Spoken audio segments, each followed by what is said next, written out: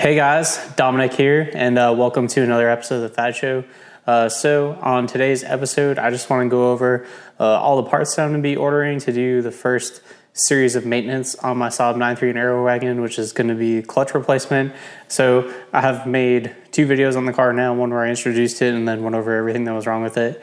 And then the second one where I did some steering troubleshooting, which I actually, since the last video I made, I think that I've figured that out. I actually kind of feel kind of dumb because I've made now two videos where I've pointed out the fact that the sway bar end links are completely shot in the car, and then I've also gone in to talk about how I'm trying to troubleshoot this weird like lack of linear progression in the steering, or this kind of weird like wobbly feel in the steering when it loads up, which now it makes like perfect sense to me that that's probably coming from the sway bar end links. So before I do, because I thought last time that it might have been something in the suspension, so before I go forward in doing that, because I don't think that it needs shocks right now, they look like they're actually in pretty good shape, and they're a little bit pricey on this car, I'm going to try and do the end links first to see if that makes an improvement. So this is just all the stuff that I'm going to order to go ahead and do the clutch replacement on this car, just all the things that are kind of while you're in theirs. But anyways, I just want to go through it quick and give you a chance to provide feedback if there's anything that you know on these cars that I should do while I'm in there, because like I've said before, I'm not really a Saab expert. I've just always been intrigued by these cars. I'm super excited to have this one, but a little intimidated about it. Not immensely, but just a little bit. But anyways, obviously I need the clutch kit for it. So with that, I'm going with a Sax clutch, which comes with, it's just a stock replacement, clutch, pressure plate, slave cylinder, throwout bearing. And I may tune the car later, but if I do, I'm just going to do a light tune. So that should be fine with the stock clutch replacement. And then I think the reason my clutch is slipping is because it has a rear main seal leak. Like whenever I leave the car outside overnight and it's cold outside, it leaks oil, but then when it sits in the garage, it doesn't leak a drop. So I'm really confused there. And then also the car has 90,000 miles on it. So I wouldn't expect the clutch to be gone this soon, especially if it hasn't been beaded on, which I don't think it has, looking at the condition that the car's in. So I think that it's just slipping because the rear main seal is leaking oil onto it. But we'll see when we get in there. If not, it's not terribly expensive. $300 seems pretty reasonable for a clutch kit, rear main seal. I'm doing a Mali rear main seal for $34, so that's not too bad. And then I'll just drain and fill the manual transmission fluid while I'm in there. I'll get 2 liters of that. It does take 2.1, but I still have an old bottle from my last Saab that I did. And then I've seen on the forums and then from watching other videos that people usually do the transmission axle seals when they have the transmission out. I haven't actually found someone that has that part yet or been able to find that part yet, but I'm going to keep looking.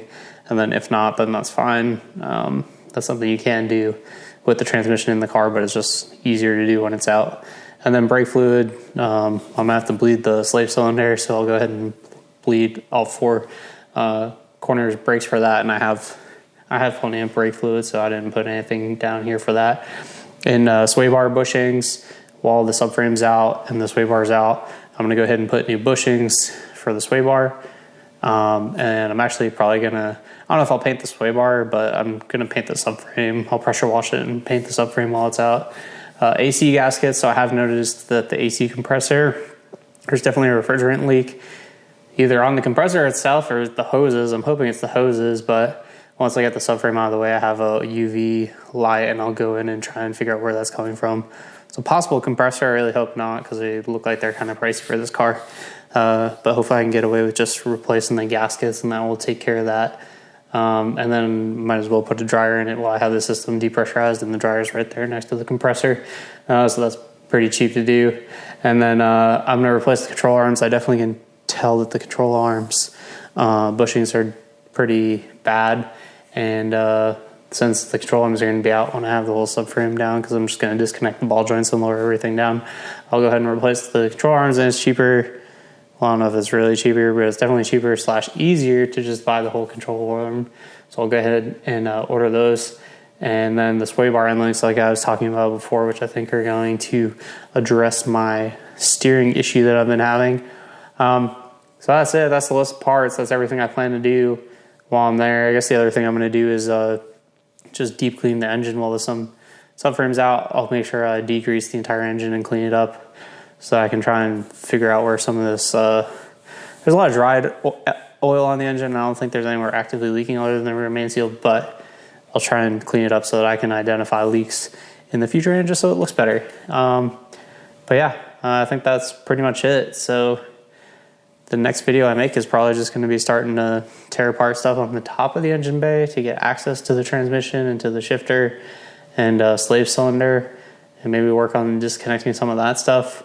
Unfortunately, there's one more part that I'm waiting on for a job that I want to do on the 911 that I need the quick jacks for. Suppose I could use jack stands for either car, but I guess I've got kind of used to and spoiled using the quick jacks, so I like to have those. But anyways, maybe we'll see. I'm not sure yet. Depends when the parts come in, I guess. I haven't ordered anything for the Saab yet. I have ordered the parts for the 911, although they're not in stock or whatever, so they're going to take forever to get here. Hopefully, I think, whatever. I'm not going to ramble on. So yeah, I guess that's the plan going forward, and I hope you guys will continue watching. Go ahead and like and subscribe and stay tuned so you can see all the work that I'm planning on doing with the car. There are a few other issues that need to be addressed, but after the clutch is replaced, but I don't think that's anything that I really need to worry about right now. Like, it's missing the Aero front lip, so eventually I'm going to get a new lip and paint that. One of the rear taillights is cracked. I actually already have a replacement. I just need to hook it up. And then also I've noticed that the fuel sender is bad on the car, so eventually I'll do that too, but it's not something that really pains me. Oh, and the rear brakes, I'll be doing that too. But anyways, make sure you like and subscribe so you can stay tuned for all the work going forward on my Saab 9.3 Aero wagon. I'm definitely really excited to get into it. I'm definitely excited to fix the car up and make it my daily for the foreseeable future. All right, thanks for watching, guys. Bye.